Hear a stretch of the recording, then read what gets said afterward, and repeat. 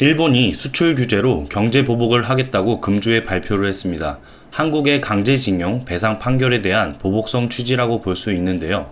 플루오린 폴리이미드, 리지스트, 에칭가스에 대한 수출 제한 조치를 취할 것이라는 소식입니다. 위 3종 소재는 일본 기업들이 전 세계 필요량의 70에서 90%를 생산하는 만큼 한국으로서 상당한 고충이 될 것이고 추가적인 규제안도 계속해서 나올 것이라는 비관적 전망과 아니다, 괜찮다, 삼성전자 측면에서 재고 소진까지 2개월 정도의 기간이 있고 이참에 국산화를 시켜서 경쟁력을 발전시키면 되기 때문에 단기적은 모르겠지만 장기적 관점으로 봤을 때 오히려 호재로 평가하기도 한다라고 보고 있습니다. 이런 중대한 이슈를 팩트 체크하기 위해서 세부적으로 들여다보겠습니다. 우선 개념 정리부터 들어가야겠죠. 플루오린 폴리이미드는 FPI라고도 하는데 플루오린은 할로겐 계열 중 가장 가벼운 성분으로 주기율표의 그룹 17에 속합니다. 주기율표는 요소들이 서로 어떻게 관련되어 있는지 보여주는 도표인데 이렇게 접근하면 너무 어렵겠죠.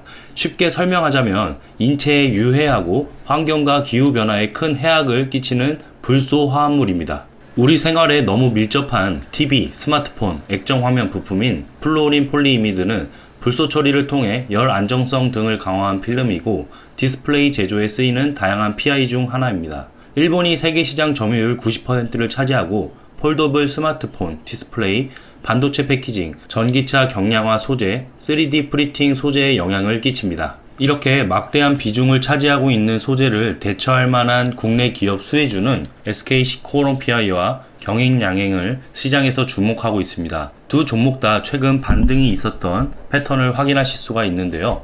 특히 글로벌 PI 필름 시장 점유율 1위의 지위를 확보한 SK 시코롬PI는 잠시 순이익의 하락 시즌을 보냈지만 앞으로 발생할 실적 향상에 대한 예상치가 상당히 훌륭한 편입니다. 저희가 중요시 여기는 자기 자본 이익률의 비율도 상당히 커지는 모습을 보실 수가 있죠. 이런 실적 전망에 테마성까지 부각이 됐으니 향후 주가 상승 기대감은 더욱더 커질 전망입니다. 오늘도 7% 가까운 반등을 보여주면서 상승 탄력을 이어가고 있습니다. 두 번째 수출 규제 품목은 리지스트입니다. 이는 반도체 기판 제작에 쓰이는 감광핵 재료입니다. 일본이 세계 시장 점유율 90%를 차지하고 있고 반도체 기판 포토마스크 제작에 영향을 미칩니다. 이를 대체할 수혜주는 동진세미캠, 해외로는 다우케미칼로 보고 있습니다. 세 번째 수출 규제 품목은 에칭가스. 이는 반도체 세정에 쓰이는 고순도 불화수소입니다. 일본의 세계 시장 점유율은 70% 수준이고요. 한국의 일본산 수입 비중은 95% 이상으로 평가되는데 반도체 제작 공정 과정에 영향을 미칩니다. 일부에서는 오히려 디스플레이 소재보다 반도체 디스플레이 세정에 쓰이는 에칭가스 수출 규제로 디스플레이 업체가 타격을 입을 수 있다는 분석도 나옵니다. 하지만 에칭 공정을 가스 형태로 처리하지 않아 문제가 없을 것이라는 관측도 있기 때문에 참고하셔서 관련 주인 SK 머티리얼즈의 동향을 지속해서 체크해 보시기 바라겠습니다. 일본의 규제 이슈가 있고 나서 삼성전자는 마이너스 1%대의 하락을 보였고 SK 하이닉스는 오히려 2%대의 반등을 보였습니다. 시장에서 의견 대립이 팽팽했던 이유가 이렇게 주도주들이 흔들리지 않기 때문에 단기적 관점에서도 악재가 아니다라고 보는 낙관적 시선들이 있었습니다. 하지만 주말 사이 미중 무역 휴전 합의에 대한 호재성 이슈로 인해서 글로벌 증시는 강하게 상승하는 반면에 국내 증시는 전혀 그렇지 못한 모습을 보여주고 있습니다.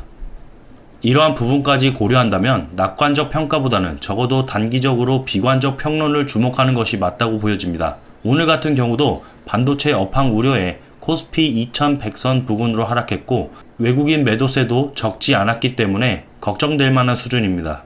우리 정부는 오늘 즉각적으로 대안책을 세웠습니다.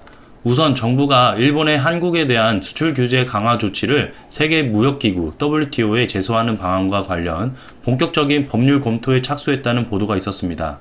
그리고 반도체 소재 부품 장비 개발 매년 1조 투자 소식으로 맞수를 놓았습니다. 이 같은 소식에 마이크로 컨텍솔, LTC, 그리고 램테크놀로지 등 반도체 재료 부품 관련주가 금일 큰 상승세를 보였습니다. 관련 이슈에 관한 수혜주들은 주가 상승을 동반하지만 전반적인 시장 흐름은 하락세를 보이는 모습입니다. 낙관론으로 장기적 관점으로 정부의 대처가 빠르게 수용된다면 그렇게 절망적이지 않을 수 있지만 절대적 비중을 차지하는 일본 수출 물량을 단기에 커버하기는 쉽지 않아 보입니다. 적어도 단기적 관점으로는 현재 시작은 비관적 스탠스를 유지하는 게 팩트입니다.